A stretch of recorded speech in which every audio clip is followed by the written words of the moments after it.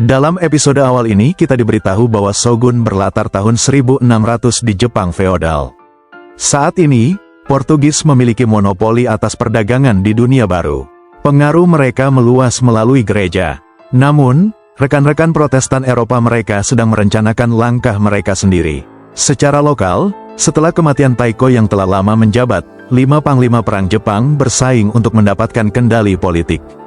Berbagai aliansi telah dibentuk yang mengancam untuk mengganggu keseimbangan kekuasaan.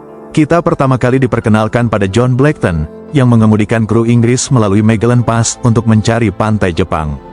Rasmus berlayar dengan sejumlah kapal lain tetapi hanya mereka yang tersisa. Awak kapal semakin berkurang dengan hanya selusin mayat yang tersisa. Kaptennya telah kehilangan semua harapan. Dia bunuh diri, memilih kematian atas pilihannya sendiri. Sisanya menghadapi nasib suram karena kelaparan dan penyakit lain menunggu mereka. Beralih ke Rasmus menabrak pantai di dekat desa Ajiro. Para samurai milik Lord Yabushige memeriksa kapal, menemukan para prajurit, dan menyandera mereka. Mereka juga menyita kapal dan menunggu kedatangan tuan mereka. Lord Yoshi Toranaga tiba di istana Osaka bersama muridnya. Ia adalah salah satu dari 5 panglima perang yang bersaing untuk menguasai Jepang. Toranaga adalah Lord Kanto dan memiliki wilayah kekuasaan yang cukup besar, yaitu tanah, di bawah kendalinya. Ia telah dipanggil dengan tuduhan berat. 4 bupati lainnya juga berkumpul dalam pertemuan ini.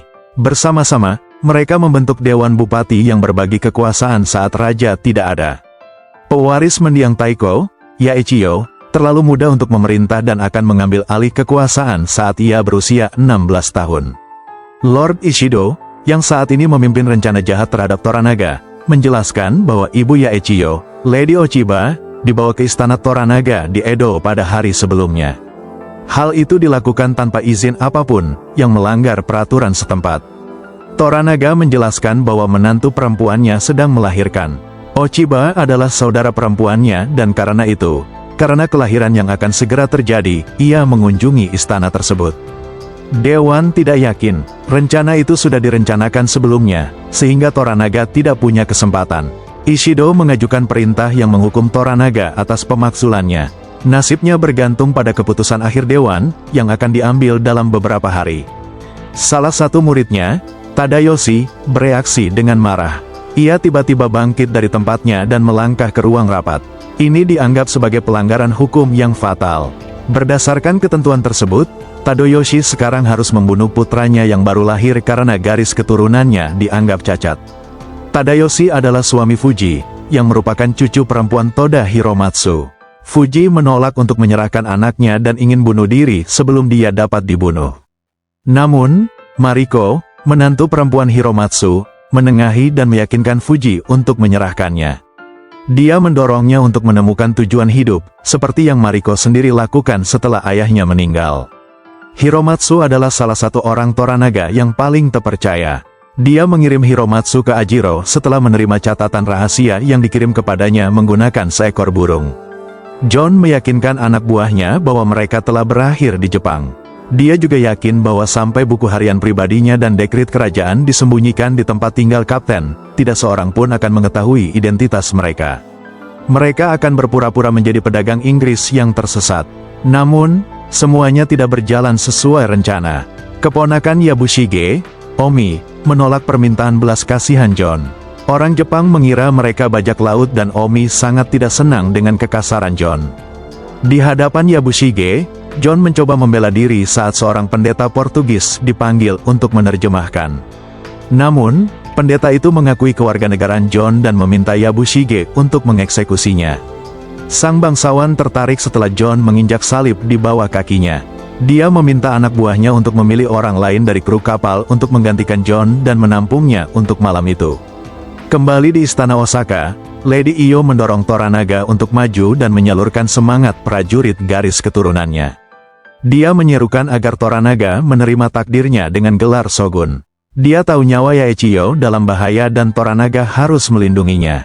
Mengingat kargo yang ditemukan di Rasmus, Yabushige berencana untuk merahasiakannya. Dia khawatir setelah Toranaga dan klannya terbunuh, perang akan terjadi. Ishido akan kesulitan menghadapi gereja dan sekutu mereka, Bupati Kristen, Kiyama dan Ono. Gudang senjata Yabushige akan menjadikannya sekutu yang berharga bagi Ishido. Rencananya solid tetapi semuanya berubah ketika Hiromatsu tiba-tiba muncul. Seorang mata-mata memperingatkan Toranaga melalui catatan rahasia jauh sebelumnya. Hiromatsu menguasai kapal dan berencana membawanya kembali ke Osaka. Saat kargo dibawa kembali, jalan John bersilangan dengan jalan Carlos Rodriguez, seorang pilot Spanyol yang bekerja untuk Portugis. Namun, dalam perjalanan, kapal tersebut mengalami badai. Keterampilan dan tekad John sangat berguna karena mereka dapat menavigasi kapal dengan cukup baik. Namun, Rodriguez terlempar ke laut. Ketika mereka mencapai perairan yang lebih tenang, ia memohon kepada Yabushige dan anak buahnya untuk menyelamatkan Rodriguez. Mereka setuju karena orang Spanyol itu adalah pilot yang terampil. Ia ditemukan di dasar tebing di dekat bebatuan. Meskipun John ingin pergi sendiri untuk menyelamatkan Rodriguez, Yabushige menghentikannya. Dalam taktik yang cerdik, ia menantang sang penguasa di depan anak buahnya dan Yabushige tidak punya pilihan selain menerimanya. Yabushige terluka parah saat turun. Namun, saat ia hendak melakukan seppuku, bunuh diri, anak buahnya melemparkan tali kepadanya. Yabushige menyelamatkan Rodriguez dari kematian dan mendapatkan rasa hormat dari John. Saat ia sadar kembali, Rodriguez mengungkapkan bahwa ia telah menemukan buku harian pribadi John dan buku catatan harian yang ia curi dari seorang pelaut Spanyol. Begitu mereka sampai di pantai, ia akan membocorkan rahasia John kepada Portugis. Toranaga mempersiapkan Mariko untuk kedatangan John karena dia fasih berbahasa Portugis. Dia mempercayainya dan membutuhkan orang-orang yang dapat diandalkan di masa-masa sulit ini. Dia percaya bahwa Anjin dapat membalikkan keadaan dalam perebutan kekuasaan ini, bahkan mungkin menyelamatkan klannya dari kematian. Momen-momen terakhir episode ini mengungkap bahwa mata-mata Toranaga di Ajiro adalah Mujiro, yang kita lihat menerjemahkan untuk John sebelum kedatangan Yabushige. Kilas balik berikutnya mengungkap banyak hal tentang ikatan antara Yoshi Toranaga dan Taiko sebelumnya. Di ranjang kematiannya setahun yang lalu, penguasa itu memutuskan bahwa kebuntuan politik akan terjadi hingga Yaechiyo berusia 16 tahun. Ia membuat kelima bupati berbagi kekuasaan politik, tetapi waspada terhadap rencana jahat internal. Toranaga dan Taiko adalah teman dekat. Hanya takdir yang mencegah Toranaga menikahi Ochiba. Taiko menyesalkan bahwa ia tidak dapat menaklukkan Korea pada puncak kekuatannya. Jika demikian, ia akan menghadiahkan Jepang kepada Toranaga. Taiko meminta Toranaga untuk mengawasi Yaechiyo karena hidupnya akan dalam bahaya begitu perebutan kekuasaan dimulai. Ramalannya ternyata benar pada masa kini. John dibawa ke istana Toranaga. Martin Alvita, Suji atau penerjemah Portugis, segera datang untuk membantu bupati. Namun, sebelum itu, ia diinstruksikan oleh Pastor de la Cua, pemimpin faksi Kristen, yang disebut Serikat Yesus, untuk melindungi misi mereka. Ia menyebutkan bahwa buku harian pribadi John berbicara tentang pangkalan rahasia Portugis di Macau, yang tidak diketahui oleh para bupati. Ketika ia tiba di istana, kita mengetahui bahwa Mariko adalah mantan muridnya.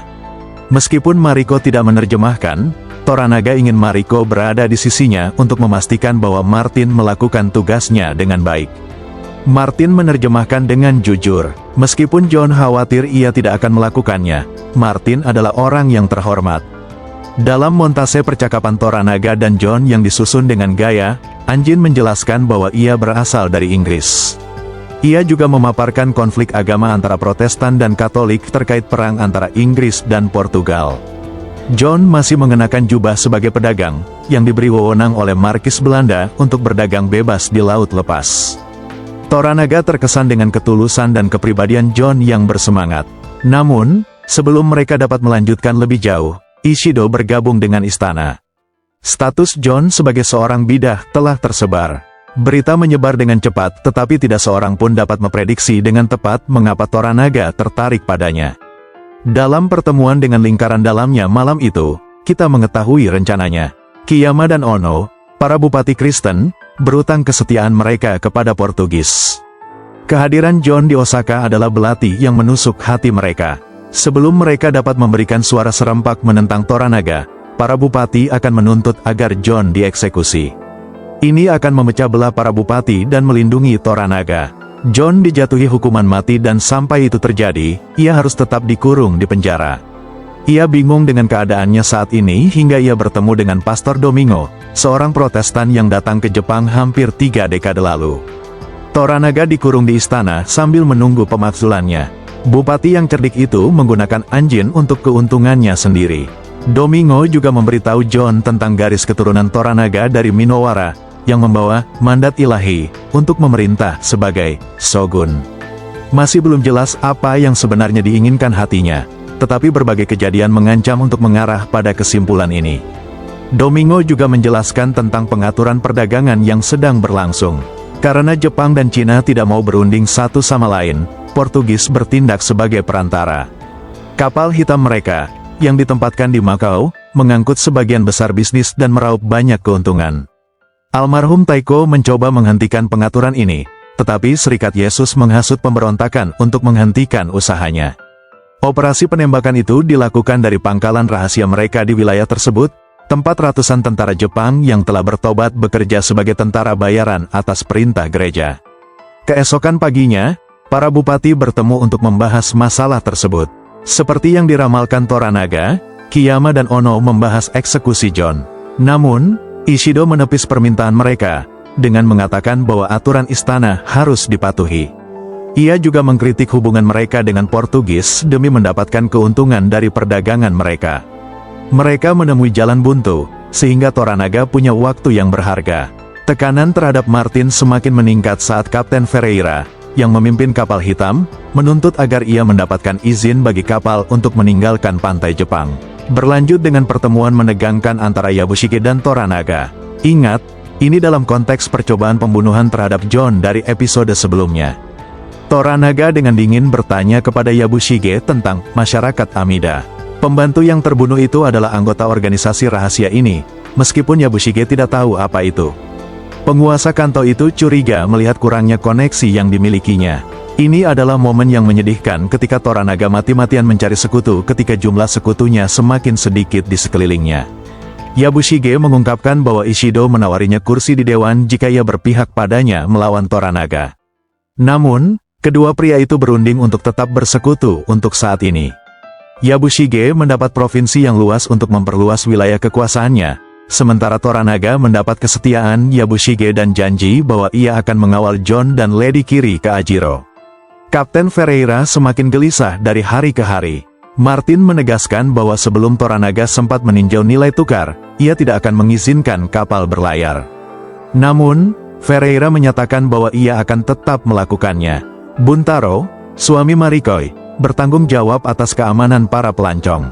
Meskipun ia memiliki kekurangan sebagai ayah dan suami dari sudut pandang modern, keahliannya sangat dibutuhkan saat ini. Buntaro adalah prajurit yang dikagumi, menurut kata-kata istrinya sendiri.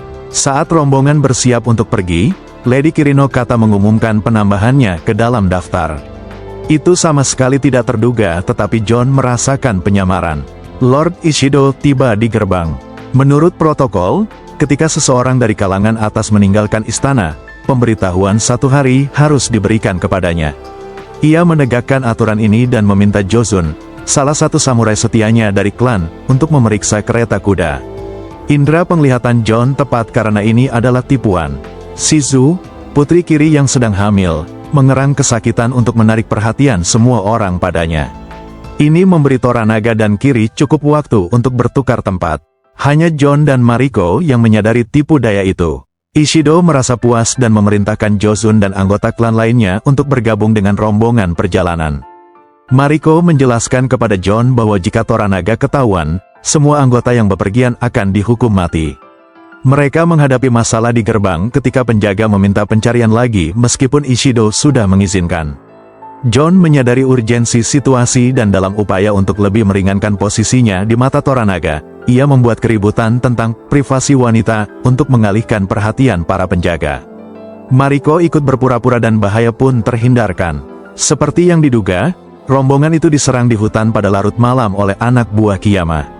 Bupati sendiri hadir untuk memastikan John terbunuh.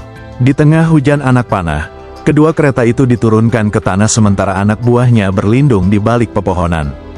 John berlari untuk menolong Toranaga. Saat kehadirannya diketahui anak buahnya, muncul rasa tanggung jawab baru untuk melindunginya.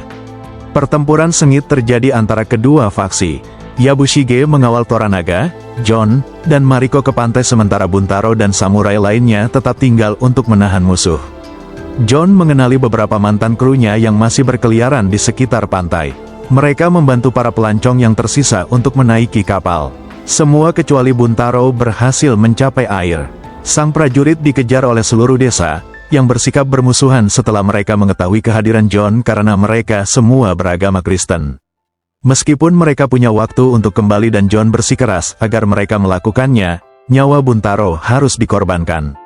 Ia menerimanya dengan hormat dan Toranaga menanggapi dengan rasa hormat yang sama dengan berdiri dan mengakui tindakan keberanian itu. Mariko terdiam, tetapi tidak banyak yang bisa ia lakukan. Namun, pesta itu berubah menjadi masalah lagi. Dan kegagalan mengatasinya bisa jadi menentukan. Para tentara bayaran Kiyama telah membuat blokade menggunakan perahu. Kapal perang itu akan tenggelam dengan mudah saat mereka menunggu untuk membunuh si bidat. John menyarankan agar kapal hitam, yang berlayar bersama mereka meskipun ada perintah Toranaga, akan mampu menahan serangan mereka. Toranaga menaiki kapal dan menawarkan kesepakatan. Uang, izin untuk berdagang, dan yang terpenting, sebuah gereja di Edo. Telinga Martin tegak saat mendengar itu dan orang Portugis menerima kesepakatannya. Namun, mereka tidak mengizinkan John untuk naik, meninggalkannya di dapur bersama beberapa orang lainnya. Namun John bukanlah orang yang bisa duduk diam dan menunggu kematiannya. Kegigihannya menggembirakan orang-orang itu saat dia berteriak pada mereka untuk mendayung dengan marah agar sesuai dengan kecepatan Black Ship. Yang mengejutkan semua orang, dapur itu hampir sejajar dengan kapal. Rodriguez, yang mengemudikan kapal, terlibat dalam candaan ramah dengan John. Namun jangan salah, mereka tetap berada di pihak yang berseberangan dalam perang ini. Meskipun ancaman dari anak buah Kuyama telah dinetralisir, kapal itu langsung menuju Batu Karang. Ferreira memerintahkan Rodriguez untuk menabrakkan kapal itu. Namun orang Spanyol itu memutuskan untuk tidak melakukannya dan memperlambat lajunya, sehingga kapal itu nyaris lolos dengan selamat. Ia melakukannya karena John menyelamatkan hidupnya di atas Batu Karang. Utang itu akhirnya dilunasi. Kapal itu berpisah dengan dapur kapal saat Toranaga dan yang lainnya kembali ke sana. Kembali di istana Osaka, para bupati berselisih pendapat. Ishido menegur Kiyama atas sikap impulsifnya. Karena Toranaga akan dieksekusi dalam beberapa hari, John juga tidak akan bertahan lama. Sekarang, mereka telah berhasil melarikan diri dan tidak ada yang bisa mengembalikan mereka. Pukulan telak terhadap rencana mereka yang sia-sia disampaikan oleh Hiromatsu, yang menyatakan kepada Dewan bahwa Toranaga telah mengundurkan diri. Dan tanpa kehadirannya, Dewan tidak dapat mengambil suara. Kelimanya harus memberikan suara agar keputusan apapun dianggap benar. Jurus jitu ini merupakan ciri khas kecerdasan dan tipu daya Toranaga. Langkah selanjutnya adalah bukti kesiapannya dan garis keturunan Minowara. Ia memerintahkan putranya untuk melatih resimen baru di Ajiro dan menuntut John agar ia mengajarkan taktik perang dan penggunaan senjata barat kepada faksi baru. John tahu bahwa ia tidak memiliki pengalaman dalam peperangan, tetapi untuk bertahan hidup, ia setuju untuk melakukannya. Toranaga menghargai keberanian John dengan memberinya Hatamoto, pangkat kehormatan dalam budaya tersebut.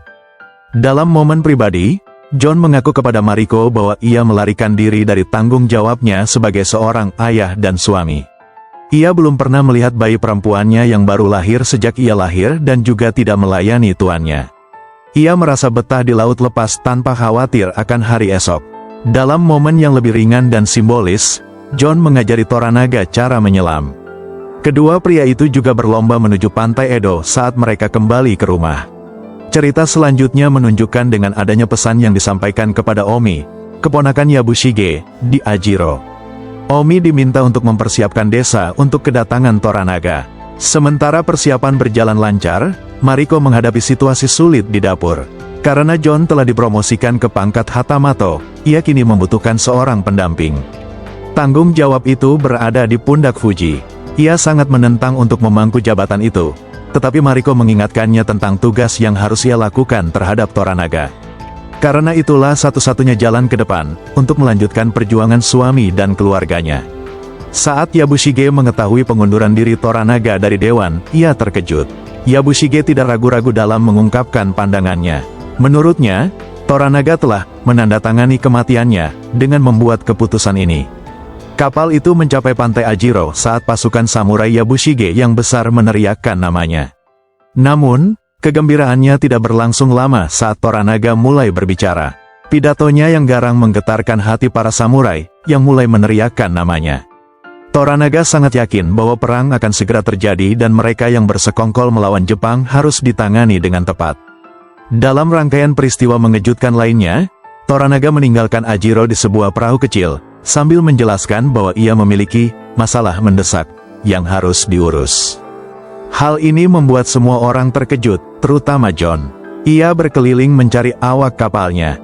Karena penduduk desa tidak mengerti bahasa Portugis, Mariko lah yang menenangkan suasana setelah John dilarang menaiki kapalnya di air. Mariko menjelaskan bahwa awak kapal dan kapal tersebut kini menjadi milik Toranaga. Para awak kapal telah ditempatkan di kota Edo demi keselamatan mereka sendiri. John kesal tetapi mengerti bahwa ia tidak berdaya dalam situasi ini. Kebebasannya hanya menggelikan dan bergantung pada belas kasihan Toranaga. Sebagai Hatamato, John diberikan kemewahan rumah besar, gaji besar, dan Fuji sebagai pendampingnya. Ia sekali lagi frustrasi karena hal ini pada dasarnya membuatnya tetap di Ajiro sebagai tahanan sementara Toranaga pergi. Ia menolak menerima Fuji sebagai istri palsunya, tetapi Mariko menjelaskan bahwa selama 6 bulan ke depan, ia akan melaksanakan tugas perkawinan terlepas dari bagaimana perasaan John. Selama pertemuan dengan Omi dan jenderalnya, Yabushige membahas masalah yang akan datang. Jenderal itu yakin bahwa Toranaga telah menganggap remeh Yabushige. Berkali-kali, penguasa Kanto menghinanya, termasuk pertunjukan di Ajiro ini. Namun, Yabushige tetap tenang. Ketika ia menegur Omi karena tidak dapat mengenali mata-mata Toranaga di desa, Omi muncul dengan rencana yang dipikirkan dengan matang untuk mendukungnya. Sampai Toranaga kembali, kapal dan meriamnya adalah milik Yabushige. Jika ia memberikannya kepada Ishido sebagai hadiah, Yabushige mungkin bisa mendapatkan dukungannya karena Toranaga akan dimakzulkan setelah anggota Dewan kelima ditemukan. Dalam momen yang mesra, Mariko menjelaskan kepada John mengapa Fuji dijadikan pendampingnya. Percakapan itu juga menyinggung budaya dan adat istiadat Jepang. Mariko mengutip, pagar 8 lapis, sebuah konsep yang diajarkan kepadanya sejak kecil. Itu seperti tempat peristirahatan internal yang dibaliknya seseorang dapat menemukan pelipur lara sepenuhnya dari segala sesuatu di sekitar mereka. Keesokan paginya terjadi konfrontasi lagi antara John dan Omi. Omi menuntut John untuk menyerahkan senjatanya hari itu. Namun, John menolak untuk menurutinya. Kebuntuan itu dipecahkan oleh kecerdasan Fuji saat ia mengambil senjata dari John dan mengarahkannya ke Omi, memintanya untuk meninggalkan rumah. Omi tidak punya pilihan selain menerima tuntutan Fuji karena hubungannya dengan Hiromatsu. John dan Mariko dipanggil oleh Yabushige ke sebuah padang yang luas. John ditugaskan untuk melatih resimen senjata untuk pasukan Toranaga, itulah kesepakatan yang memberinya kesempatan hidup. Namun, ia tidak berhasil saat diminta Mariko untuk berbicara tentang perang yang pernah ia ikuti. Untuk membalikkan keadaan, John menyarankan alternatif. Karena ia telah menjadi pilot laut sepanjang hidupnya dan meriam Inggris tidak seperti apapun yang pernah dilihat dunia, John menawarkan diri untuk mengajarkan resimen itu pertempuran laut. Ia berjanji bahwa meriam tersebut dapat menempuh jarak yang sangat jauh dengan akurasi yang sangat tinggi. Setelah demonstrasi, semua skeptisisme itu hilang dan digantikan oleh optimisme. John mulai melatih resimen itu dalam pesawat tempur ini selama beberapa minggu berikutnya. Mariko, yang diberi buku harian pribadi John oleh Toranaga sebelum berangkat, membacanya di malam hari untuk menambah keakrabannya dengan John. Selama salah satu sesi ini, seorang pengintai melihat Jozun membawa bendera Ishido datang ke arah mereka. Nagakado, putra Toranaga, waspada saat Yabushige menyambutnya. Jozun menyampaikan surat permintaan yang meminta Yabushige untuk kembali ke Osaka dan menjelaskan pengkhianatannya. Dia menegaskan bahwa dia tidak tahu Toranaga ada di dalam salah satu kereta. Yabushige bersikeras agar Jozun tetap tinggal dan menyaksikan sendiri kemampuan meriam itu keesokan harinya. Karena hubungan mereka cukup baik, Jozun menyetujui permintaan itu. Jika ia setuju untuk kembali, Yabushige pasti akan bunuh diri. Namun sekarang karena ia menolak untuk pergi, ia akan dinyatakan sebagai buronan. Saat makan malam, John dan Fuji bertukar hadiah. Sebagai tanda terima kasihnya, John menghadiahkan salah satu senjata kepada Fuji, dan sebagai balasannya, Fuji memberikan pedang ayahnya kepada Jon. Kiku dan Omi berselingkuh. Namun, ada cukup petunjuk dalam episode tersebut bahwa ia mungkin memiliki motif tersembunyi. Ia mungkin mata-mata untuk para bupati Kristen atau Portugis. Ini akan menjadi lebih jelas seiring berjalannya cerita. Namun, untuk saat ini, Kiku belum bertindak. Untuk membantu pamannya, Omi membuat rencana untuk memanipulasi Nagakado dengan menggunakan pengaruh Toranaga untuk melawannya. Nagakado selalu merasa bahwa ayahnya masih menganggapnya sebagai anak kecil dan tidak menghargai pendapatnya.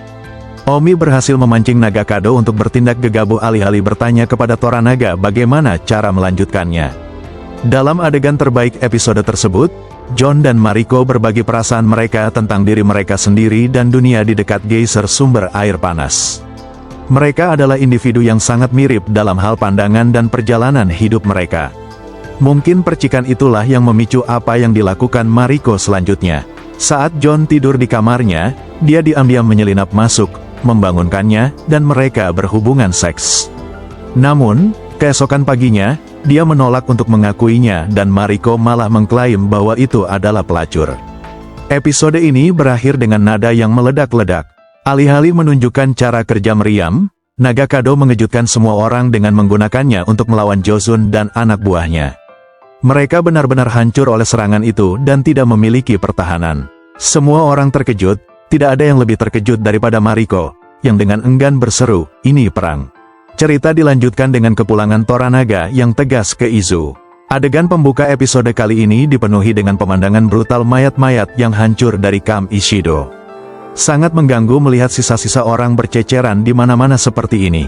Namun, pemandangan Buntaro yang berkuda dengan Toranaga menimbulkan firasat buruk bagi Mariko setelah perselingkuhannya dengan Jon.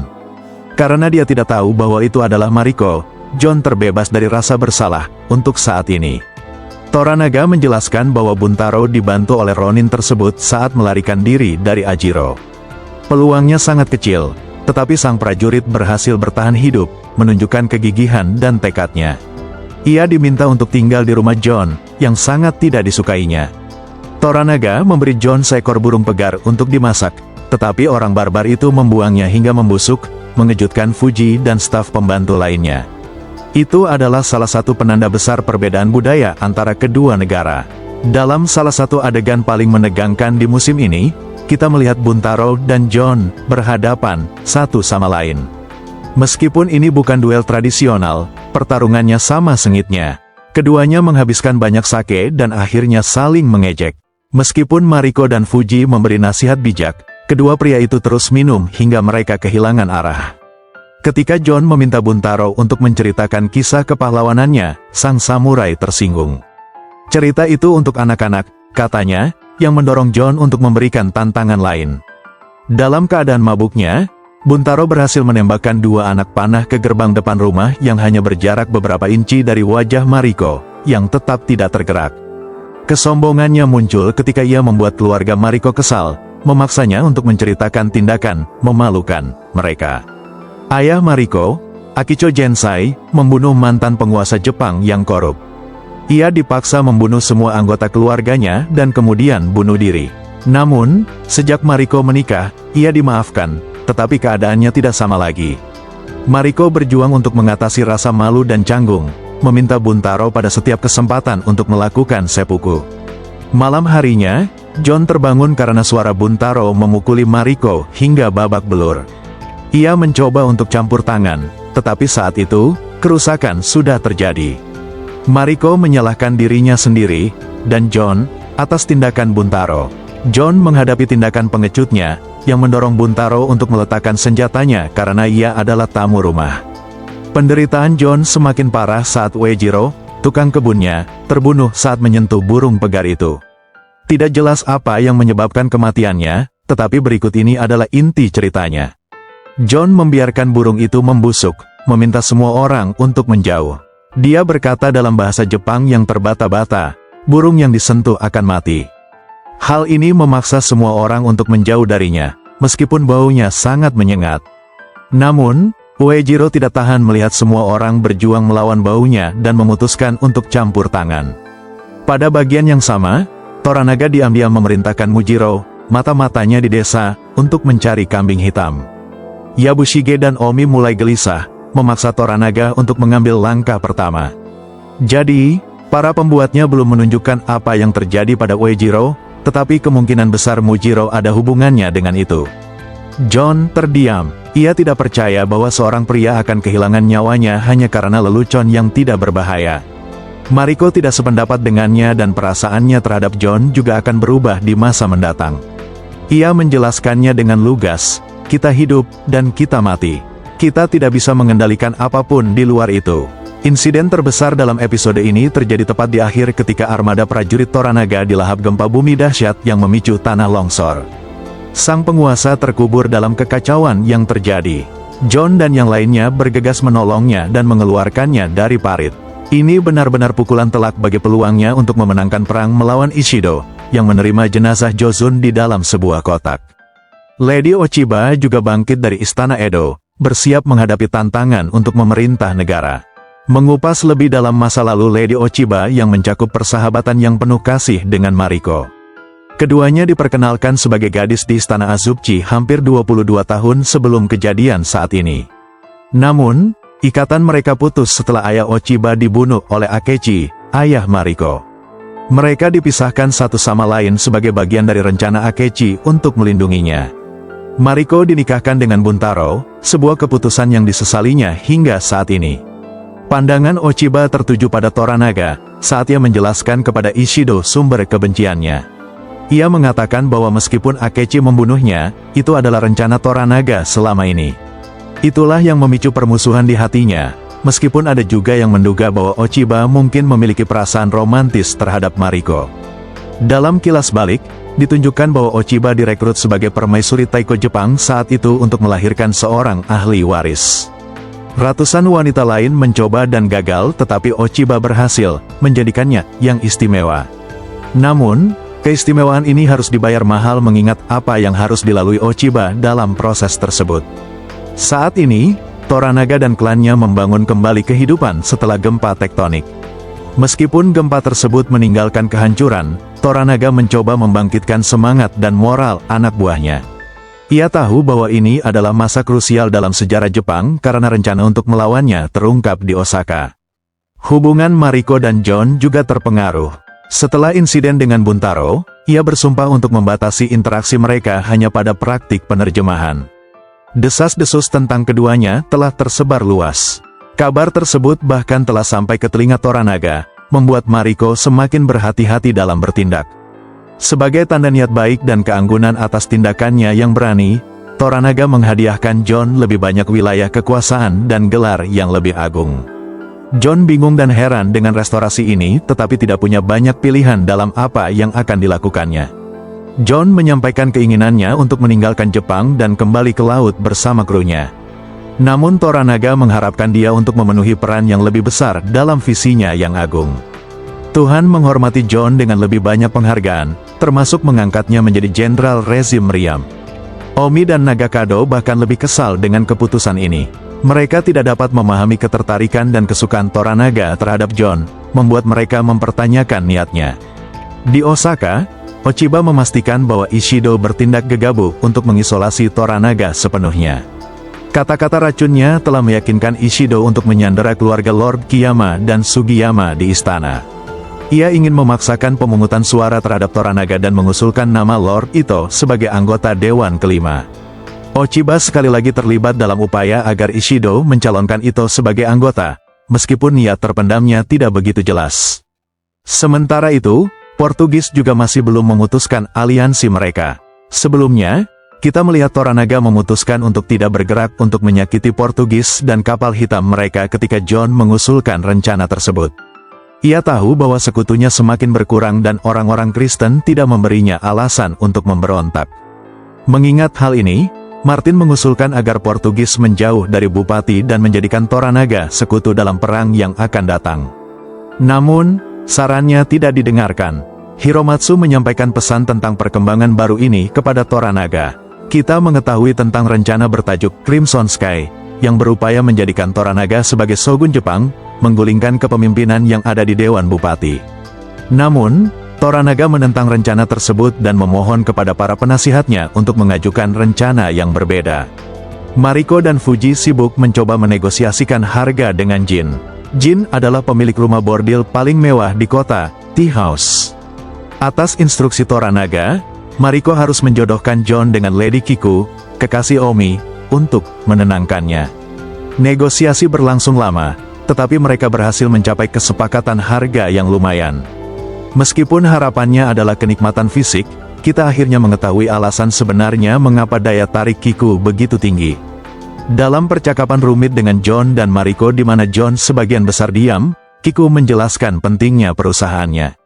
Dunia Willow muncul dalam analisisnya tentang alasan orang mengunjungi kebun teh, merangkum perasaan kesepian dan penderitaan mereka. Mariko diminta meninggalkan keduanya untuk beristirahat di kamar pribadi Kiku, dan mereka baru keluar keesokan paginya. Selama pemungutan suara untuk memasukkan Ito ke dalam dewan, Sugiyama menentang keinginan Ishido. Hal ini mendorong Ishido untuk membunuh Sugiyama dan klannya, yang semakin memperkuat tekad Ochiba untuk melawan Toranaga. Tepat tengah episode diperjelas dengan Toranaga menyetujui Crimson Sky tanpa pilihan lain. Dilanjutkan dengan kilas balik ke hampir 46 tahun yang lalu.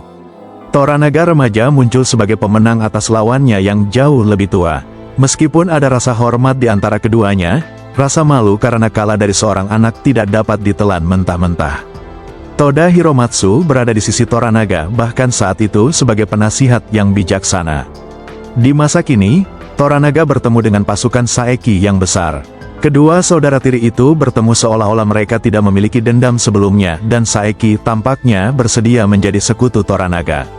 Sesi panas John dan Mariko dari episode sebelumnya menarik perhatian Jin. Jin mencoba memberitahu Omi tetapi Omi tidak mengerti apa yang sedang terjadi. Banyak subteks yang ditemukan dalam berbagai adegan yang mengarah ke makan malam besar. Klan Saeki dan Toranaga berbagi makan malam perayaan untuk mengingat persatuan mereka. Tampaknya semuanya berjalan cukup baik bagi penguasa Kanto sampai Saeki menjatuhkan bom kebenaran. Awalnya, ia mengejutkan semua orang dengan menuntut Izu sebagai imbalan atas pasukannya. Namun, ia mengungkapkan bahwa kesepakatan telah dibuat. Saeki telah bergandengan tangan dengan Ishido sebagai anggota terakhir Dewan Bupati. Ia menyampaikan perintah Dewan agar Toranaga kembali ke Osaka dan menyerah. Hal ini mengejutkan semua orang di ruangan itu, sehingga mereka tidak punya banyak waktu untuk bereaksi. Toranaga menunda pengambilan keputusan hingga malam berikutnya. Taruhannya sangat tinggi. Jika Toranaga setuju untuk menyerah, ia akan dibunuh dan lebih dari separuh klannya akan bunuh diri karena kesetiaan kepada tuan mereka. Namun, jika ia tidak memutuskan untuk menyerah, perang besar yang akan datang akan menghancurkan dan mengguncang Jepang. Buntaro hampir membunuh John dengan pedangnya, tetapi ia tidak jadi karena gelar khusus Toranaga untuknya. Buntaro meminta izin, yang menyiratkan adanya hubungan gelap antara John dan Mariko. Namun Toranaga dengan bijak membalas bahwa ini berarti Mariko juga terlibat dalam hubungan gelap tersebut dan ia harus mati bersama John. Buntaro mengurungkan niatnya, tetapi Mariko tidak terbebas dari rasa bersalah. Toranaga menghadapinya secara pribadi, menanyakan di mana letak kesetiaannya. Jelas bahwa dia memiliki perasaan terhadap John, tetapi perasaan itu tidak begitu kuat hingga membuat Mariko melupakan majikan yang dia layani. Masih ada peran besar yang harus dimainkannya dalam keseluruhan kisah ini karena Toranaga menolak untuk membunuhnya. Toranaga membuat keputusan yang mengejutkan dengan mengumumkan niatnya untuk menyerah kepada Ishido. Semua orang, termasuk Nagakado dan Hiromatsu, terdiam. Protes diam-diam terjadi di antara jajaran Toranaga karena tidak ada yang siap untuk menyerah tanpa perlawanan. John juga tidak mau menyerah bersama Toranaga dan dibebaskan dari tugasnya. Ia bahkan diminta untuk membawa kembali kru dan kapalnya untuk berlayar pulang. Ketika tampaknya tidak akan ada lagi protes dari kubu Toranaga, Nagakado memberikan kejutan. Saat Saeki sedang menghabiskan waktu pribadi dengan Kiku, Nagakado dan beberapa orang yang setia menyerbu kamar mereka. Saeki hampir tidak berpakaian atau bersenjata untuk melawan Nagakado, tetapi menang karena pengalamannya dan kondisi yang suram. Pengalaman Nagakado tidak menguntungkannya saat ia terpeleset di tengah hujan dan kepalanya terbentur batu hingga tewas. Serial Shogun ini menghadirkan lebih banyak pertimbangan dan bobot dalam eksplorasi karakter dan ceritanya. Setelah kematian tragis episode sebelumnya, Toranaga akan diberi masa berkabung adat. Pasukan Saeki akan berdiam di perbatasan Edo selama 49 hari, memberi Toranaga waktu yang berharga untuk berpikir. John dibebaskan oleh Toranaga. Orang Inggris itu akhirnya mendapatkan keinginannya. Ia dapat mengumpulkan krunya dari Edo, naik kapal, dan pulang ke rumah. Kembali di istana Osaka, Ishido dengan gembira memberitahu Nyonya Ochiba bahwa rencananya berhasil. Ia akan segera menjadi pemimpin paling berkuasa di Jepang karena Toranaga gagal bangkit kembali. Namun, Ochiba hanya bisa menghela napas lega saat kepala Toranaga ditekan kuat ke tanah sebagai tanda menyerah. Nyonya Ochiba merasa masa berkabung ini memberinya lebih banyak waktu untuk memikirkan kembali strateginya. Berusaha untuk mengonsolidasikan posisinya di puncak, Ishido menawarkan pernikahan kepada Ochiba, yang sangat antusias mendengar lamaran itu. Dalam sebuah jamuan makan malam untuk merayakan kehidupan Nagakado, terdapat berbagai pandangan berbeda tentang keputusan Toranaga. Sementara Buntaro dan Hiromatsu tidak banyak bicara dan bersumpah akan mengikuti Toranaga sampai mati, Omi berpikir berbeda. Ia menentang sang penguasa dan keputusan pengecutnya untuk menghukum mati klan tersebut. Banyak penasihat dekat dan jenderal militer Toranaga memutuskan untuk memprotes keputusan tersebut. Anehnya, Toranaga tidak hadir di pemakaman Nagakado saat seluruh kota berparade. Hiromatsu memberitahu Yabushige bahwa ia akan membawa senjata dan meriam milik Toranaga ke Osaka dan mempersembahkan Ishido. John terjebak dalam situasi yang tidak menentu saat ia dibawa ke pelaut-pelautnya yang mabuk. Salah satu dari mereka, Salomon, dengan tepat menunjukkan bahwa ego dan ambisi jahat John lah yang membawa mereka ke Jepang. Mereka bisa saja dengan mudah berbalik kembali ke Inggris saat mereka datang ke negeri asing ini. Meskipun menghabiskan banyak waktu di negara itu, John hanya berpura-pura menjadi peniru, mengaku sebagai salah satu dari mereka. Namun, ia tidak dapat berbicara bahasa mereka, dan ia juga tidak sepenuhnya memahami adat istiadat mereka. Ia terjebak di wilayah tak bertuan. Selama pertemuan yang tidak bersemangat dengan Pastor Martin, Mariko, dan Hiromatsu, Toranaga sekali lagi menegaskan kembali keputusannya untuk menyerah sepenuhnya. Sikapnya yang mengalah kembali mengejutkan dan membingungkan para hadirin. Martin menyarankan bahwa dengan bersekutu dengan Ochiba, Toranaga dapat berhasil mengalahkan Ishido dan kepentingan pribadinya. Namun, Toranaga tidak ingin menciptakan persepsi itu. Hiromatsu masih yakin bahwa Toranaga berniat untuk bertarung dan semua itu hanyalah tipuan.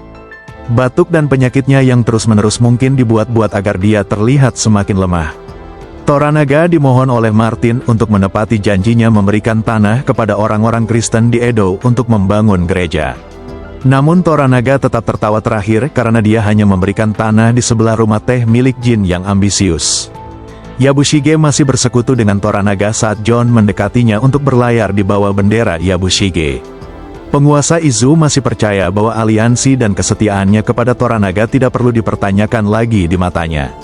Melawannya akan menjadi pengkhianatan dan dia tidak siap untuk membiarkan John bergabung dengannya. Mariko dan Buntaro mengalami keretakan dalam pernikahan mereka setelah Buntaro menyarankan agar mereka bunuh diri bersama sebagai isyarat romantis saat Toranaga menyerah. Dalam cobaan klimaks, para pengikut Toranaga berkumpul pada suatu hari hujan di Edo. Ia ingin semua orang yang setia kepadanya menandatangani surat perintah hukuman mati dan setuju untuk bunuh diri. Meskipun tanda tangan dimulai dengan Yabushige dan Omi, para pengikut setia Toranaga angkat suara. Mereka tidak siap untuk diam saja saat Toranaga menyerahkan semua yang telah mereka perjuangkan selama bertahun-tahun. Sang penguasa bersikeras agar mereka mendengarkannya dan dia tidak punya tipu daya. Namun, pernyataan seppuku dari Hiromatsu lah yang menghentikan segalanya. Semua orang tercengang dan ada ketegangan yang nyata di udara saat kedua sahabat itu berhadapan. Toranaga, meskipun gentar, tidak menyerah, dan begitu pula Hiromatsu. Dia meminta bantuan Buntaro untuk mendukung seppukunya dalam upaya menghentikan Toranaga. Namun, dia tidak menyerah dan Hiromatsu bunuh diri saat Buntaro memenggal kepalanya untuk mengakhiri penderitaannya. Selama percakapan dengan Mariko malam itu, Toranaga mengungkapkan bahwa Hiromatsu terlibat dalam rencananya. Untuk memberi kesan bahwa ia benar-benar kalah, Toranaga mengorbankan nyawa sahabatnya yang berharga. Pengorbanannya merupakan bagian dari tugasnya yang akan membantu Toranaga dan klannya muncul sebagai pemenang melawan rencana jahat yang sedang berlangsung di Osaka. Agar Osaka dan Dewan percaya bahwa kekalahan Toranaga sah, mereka juga harus percaya bahwa sekutu terdekatnya terpecah, dan tidak ada cara yang lebih meyakinkan untuk melakukan itu selain salah satu dari mereka bunuh diri. Mariko bergabung dengan Yabushige dan Jon dalam perjalanan ke Osaka dengan misi balas dendam khusus. Ochiba menerima lamaran Ishido untuk menikah, sehingga pertarungan antara kedua belah pihak pun menjadi sangat menjanjikan. Ada perbedaan mencolok antara penampilan Mariko dalam Kilas Balik, dan penampilannya di masa sekarang. 14 tahun sebelum hari ini, Mariko melakukan percobaan bunuh diri yang ketiga. Setelah ayahnya menghancurkan seluruh garis keturunannya, meskipun Mariko adalah satu-satunya yang tersisa, dia kehilangan semua harapan. Jika bukan karena pertemuan dengan Pastor Martin bertahun-tahun yang lalu, Mariko pasti sudah meninggal. Saat kapal Yabushige mendekati Osaka, Jon dengan curiga bertanya tentang tujuan Mariko melakukan perjalanan itu. Dia malu-malu dan singkat dalam jawabannya, memperingatkan Jon bahwa dia harus tetap dekat dengan rombongan atas instruksi Yabushige. Hal pertama yang Anda perhatikan setelah kapal menyentuh pantai adalah perasaan mengerikan yang mengalir melalui kastil. Ada kesuraman dan kecemasan di sekitar saat kiamat mendekat. Yabushige memerintahkan Jon untuk menemaninya saat mereka bertemu Ishido keesokan harinya untuk membahas usulan mereka. Orang Portugis juga mulai gelisah. Meskipun Pastor Martin tidak percaya Toranaga tidak melakukan sesuatu yang baik, atasannya waspada. Mereka tahu ancaman yang ditimbulkan Toranaga dengan kepintaran dan kecerdasannya. Sebelum pertemuan, Yabushige dan Jon berinteraksi dingin dengan Lord Kiyama. Ia berniat menawarkan Jon kepada Portugis, tetapi Yabushige bersikeras bahwa Jon adalah tawanannya. Keduanya siap untuk menjanjikan senjata yang mereka miliki kepada Ishido, sehingga mempererat kesetiaan mereka. Meskipun sudah berusaha sekuat tenaga, Yabushige tidak berhasil meyakinkan Ishido, yang kemudian menolak kasus mereka. Mariko adalah orang berikutnya. Kerumunan yang berkumpul di pertemuan itu sangat antusias untuk mendengarkannya. Mariko mulai dengan menyapa Lady Ochiba, yang tersenyum saat melihat teman lamanya. Mereka mengenang masa-masa yang mereka lalui bersama, termasuk undangan kepada Mariko untuk mengikuti kompetisi puisi yang diselenggarakan untuk mengenang mendiang Daeyoin. Namun, Mariko mengejutkan semua orang dengan menolaknya. Ia juga menjelaskan bahwa ia akan meninggalkan istana keesokan harinya bersama Lady Kiro dan Lady Shizu. Mereka akan kembali ke Edo untuk bersama Toranaga. Kata-kata dan nada bicara Mariko kasar. Hal ini memancing Ishido, yang tidak membiarkannya lolos. Ia memerintahkan Mariko untuk tetap tinggal di istana sampai Toranaga dipanggil dalam beberapa minggu mendatang. Dengan cara yang mengejutkan, Mariko menolak perintah Ishido dan menyatakan dirinya sebagai pewaris Lord Gensai yang terbebas. Penentangannya tidak disambut baik oleh Dewan, yang akan bertemu untuk memutuskan nasibnya. Yabushige murka. Dia memohon Mariko secara pribadi untuk mengungkapkan rencana Toranaga, bahkan menawarkan jasanya sendiri untuk menyelesaikannya. Mariko tetap bungkam, mempertahankan bahwa tidak ada rencana rahasia. Maksud tersirat di sini bisa jadi untuk membuktikan bahwa Ishido menahan semua orang sebagai tahanan di istana, sehingga memicu pemberontakan.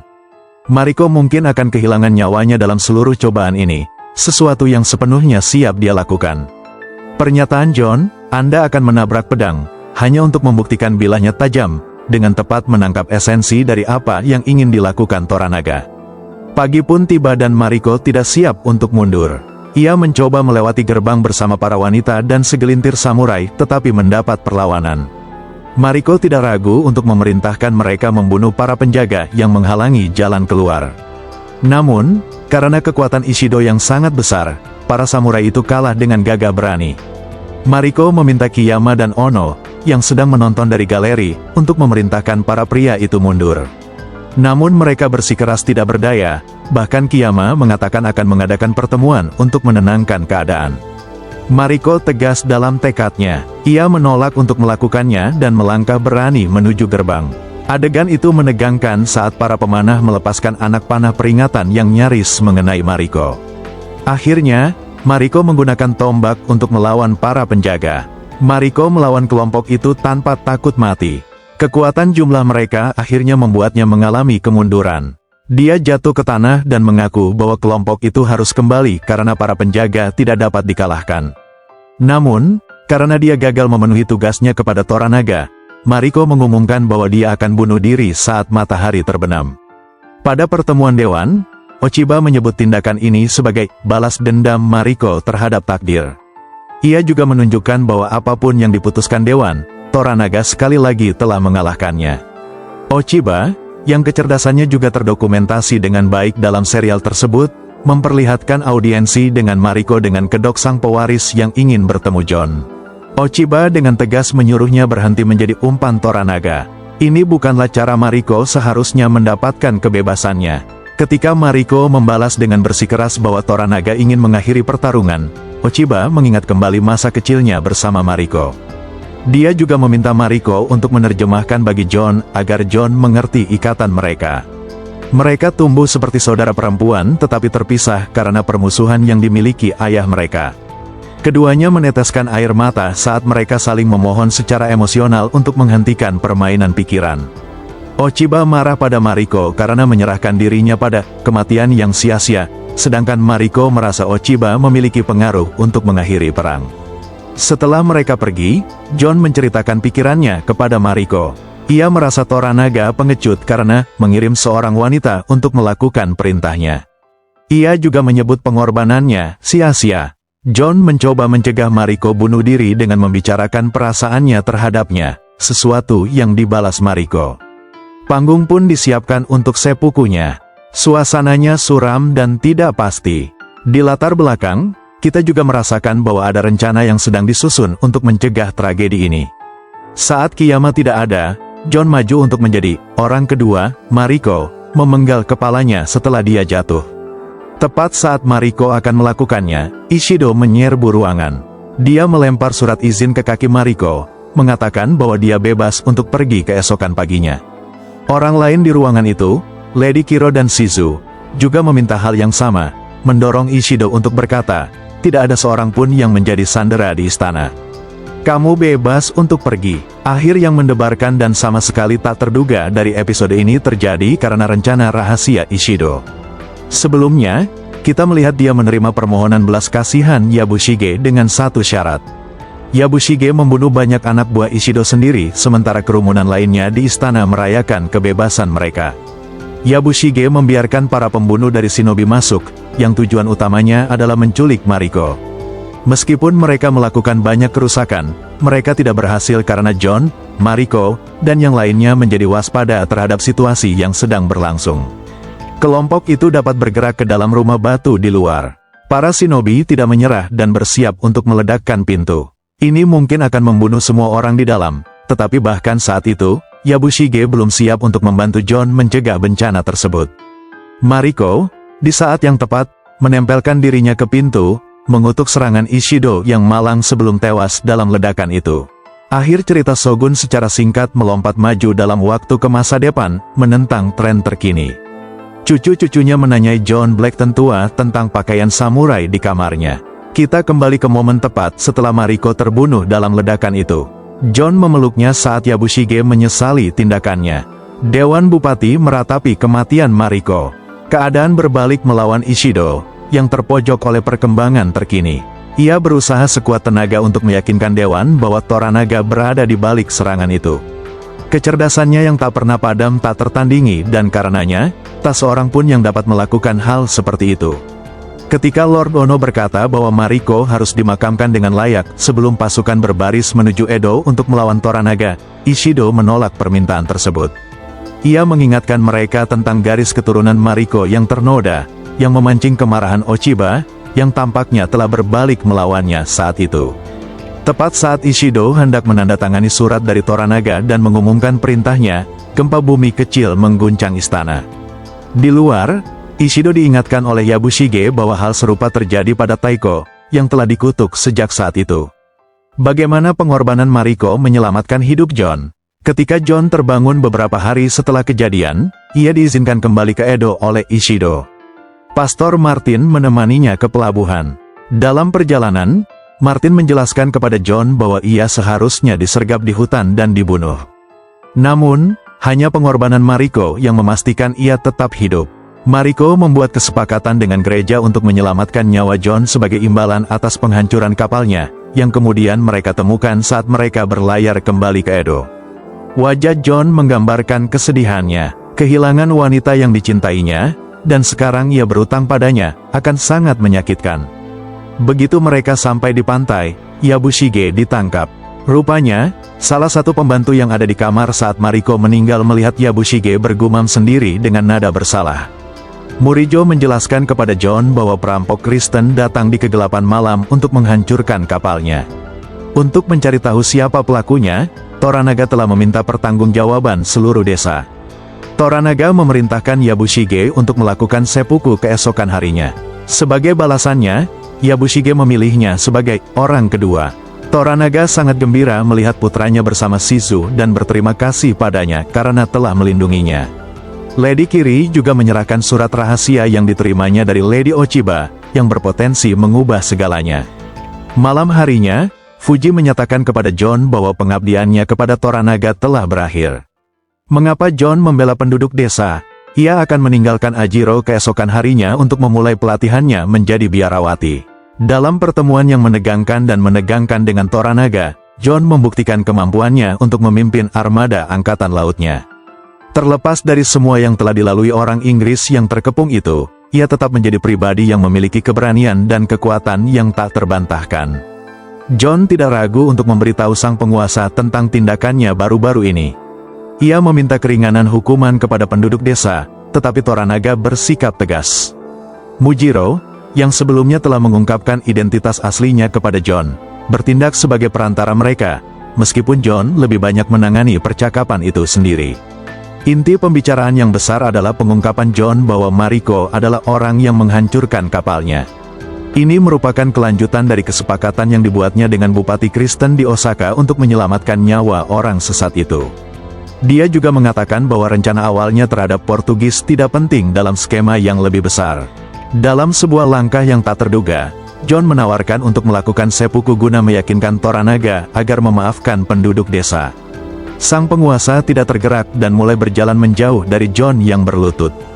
Akan tetapi, orang Inggris itu membalas dengan monolog yang keji, di mana ia mengklaim bahwa ia telah memanfaatkan Toranaga sepenuhnya untuk motifnya sendiri. Ia juga menyebut dirinya musuh dan menyatakan bahwa kematiannya adalah sebagai protes atas perlakuan yang diberikan kepada penduduk desa. Penjelasan akhir Shogun, mengapa Toranaga menghancurkan kapal John. Toranaga menghentikannya di saat-saat terakhir dan setuju untuk mendengarkan tuntutannya. Yabushige bersiap untuk mati di tepi sungai di atas sebuah batu saat Omi menuntunnya ke tempat itu. Omi mengungkapkan rasa terima kasihnya atas semua yang telah Yabushige lakukan untuknya. Ia juga berjanji untuk terus mengharumkan nama klan. Akhirnya, hanya Yabushige dan Toranaga yang tersisa di latar belakang matahari terbenam yang indah. Ketika Yabushige mulai berbicara tentang Mariko, Toranaga menjelaskan bahwa dialah yang menghancurkan kapal John. Jika dia tidak melakukan itu, Portugis pasti sudah membunuhnya. Baru setelah kapalnya hancur, Mariko bisa bernegosiasi dengan gereja. Sang penguasa juga menjelaskan bahwa itu adalah taktik yang diperlukan untuk menguji karakter orang asing itu. Dia yakin John ditakdirkan untuk tinggal selamanya di Jepang dan berkontribusi dalam membuat negara itu damai kembali. Ketika Yabushige bertanya kepadanya tentang Crimson Sky, Toranaga mengungkapkan satu lagi rahasia yang tersembunyi di balik lengan bajunya. Apa itu Crimson Sky? Yang mengejutkan Yabushige, Toranaga berseru bahwa Crimson Sky sudah tamat.